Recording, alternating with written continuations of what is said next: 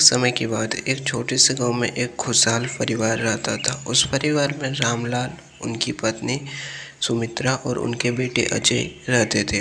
अजय की शादी एक सुशील और सुंदर लड़की से कविता से हुई थी। शादी के कुछ ही महीने बाद परिवार को कविता की असली स्वभाव का पता चला। कविता बहुत चालाक और अत्याचारी थी।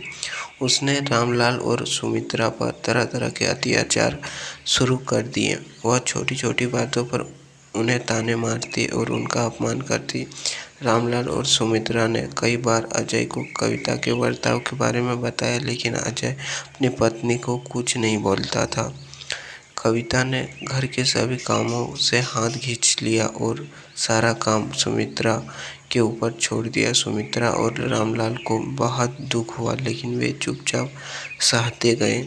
गांव वालों को भी इस बारे में पता चलने लगा, लेकिन किसी ने सीधे तौर पर फैसला नहीं किया। एक दिन गांव में एक नया आदमी मोहन आया। मोहन एक समझदार और न्यायप्रिय व्यक्ति था। उसे जब रामलाल और सुमित्रा की स्थिति के बारे में पता चला तो उसने उनकी मदद करने की ठानी। मोहन ने गांव की पंचायत बुलाई और रामलाल और सुमित्रा की कहानी सबके सामने रखी। पंचायत के कविता और अजय को बुलाकर उनकी बात सुनी।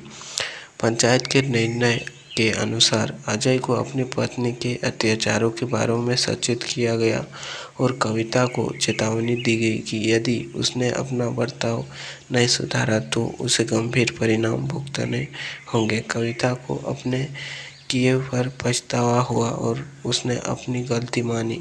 उसने रामलाल और सुमित्रा से माफ़ी मांगी और वादा किया कि वे आगे से उनका आदर और सम्मान करेगी।